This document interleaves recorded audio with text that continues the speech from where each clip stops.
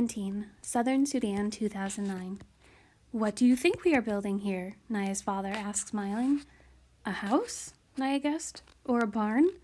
Her father shook his head. Something better, he said. A school. Naya's eyes widened. The nearest school was half a day's walk from their home. Naya knew this because Depp had wanted to go there, but it was too far. A school? She echoed.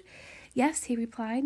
With the well here, no one will have to go to the pond anymore, so all the children will be able to go to school.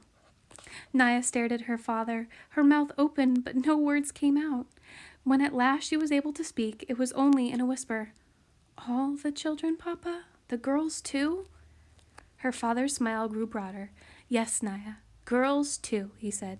Now go and fetch water for us. And he returned to his work scything the long grass.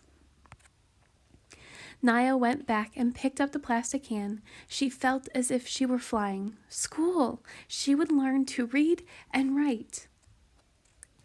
Sudan and Rochester, New York, 2003 through 2007. Salva stood at the foot of one of the hospital beds in the crowded clinic. Hello, he said. Hello, the patient replied politely. I have come to visit you, Salva said. To visit me, the man frowned. But who are you? You are Mawin Dut Arik, aren't you? Yes, that is my name. Salva smiled, his insides trembling. Even though his father looked older now, Salva had recognized him right away. But it was as if his eyes needed help from his ears. He needed to hear his father's words to believe he was real. I am your son. I am Salva. The man looked at Salva and shook his head. No, he said. It is not possible. Yes, Salva said. It's me, father. He moved to the side of the bed. Mawin Dut reached out and touched the arm of the tall stranger behind him. Salva, he whispered. Can it really be you? Salva waited. Mawin Dut stared for a long moment. Then he cried out, Salva! My son! My son! His body shaking with sobs of joy, he reached up to hug Salva tightly. It had been almost 19 years since they had seen each other. Mawin Dut sprinkled water on his son's head, the Dinka way of blessing someone who was lost and is found again. Everyone was sure you were dead, Mawin Dut said. The village wanted to kill a cow for you. That was how Salva's people mourned the death of a loved one. I would not let them, his father said. I never gave up hope that you were still alive somewhere. And my mother? Salva asked, barely daring to hope. His father smiled. She is back in the village.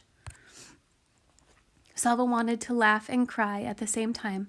I must see her! But his father shook his head. There is still war near Lun Arik, my son. If you went there, both sides would try to force you to fight with them. You must not go. There was so much more to talk about. His father told Salva that his sisters were with his mother, but of his 3 brothers, only Ring had survived the war. Arik, the oldest, and Kuol, the youngest, were both dead. Little Kuol. Salva closed his eyes for a few moments, trying to picture his brothers through a haze of time and grief. He learned more about his father's illness. Years of drinking contaminated water had left Mawin Dut's entire digestive system riddled with guinea worms. Sick and weak, he had walked almost 300 miles to come to this clinic and was barely alive by the time he finally arrived. Salva and his father had several days together, but all too soon it was time for Salva to return to America. His father would be leaving the clinic shortly as well. The surgery he had undergone had been successful, and he would soon be strong enough to make the long walk home. I will come to the village, Salva promised, as soon as it is safe. We will be there waiting for you, his father promised, in turn. Salva pressed his face tightly to his father's as they hugged goodbye, their tears flowing and blending together. On the plane back to the United States, Salva replayed in his mind every moment of his visit with his father. He felt again the coolness on his brow when his father had sprinkled the water blessing on him. And an idea came to him, an idea of what he might be able to do to help the people of Sudan. Could he do it? It would take so much work. Perhaps it would be too difficult, but how would he know unless he tried? Back in Rochester, Salva began working on his idea. There were, it seemed, a million problems to be solved. He needed a lot of help. Chris and Louise gave him many suggestions. Scott, a friend of theirs, was an expert in setting up projects like the one Salva had in mind. He and Salva worked together for hours and days, which grew into weeks and months. Along the way, Salva met other people who wanted to help. He was grateful to all of them, but even with their help, it was much more work than he had imagined. Salva had to raise money for the project, and there was only one way to do this. He would have to talk to people and ask them to give money.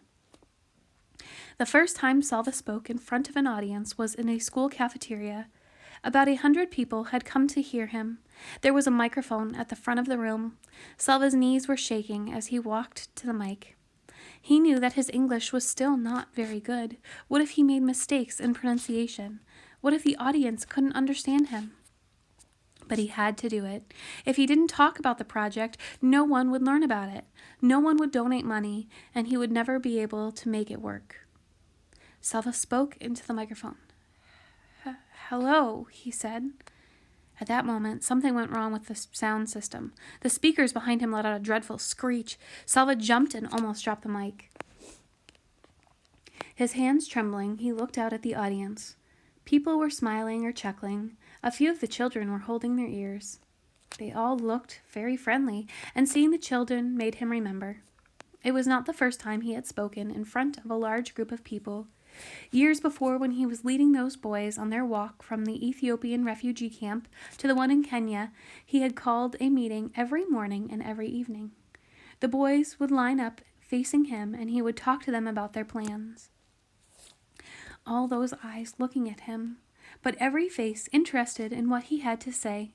It was the same here. The audience had come to the school cafeteria because they wanted to hear him. Thinking of that made him feel a little better, and he spoke into the mic again. "Hello," he repeated, and this time only his own voice came from the speakers. He smiled in relief and went on. "I am here to talk to you about a project for Southern Sudan." A year passed, then 2, then 3. Salva spoke to hundreds of people, in churches, at civic organizations, in schools. Would he ever be able to turn his idea into reality? Whenever he found himself losing hope, Salva would take a deep breath and think of his uncle's words. One step at a time, one problem at a time. Just figure out this one problem. Day by day, solving one problem at a time, Salva moved toward his goal.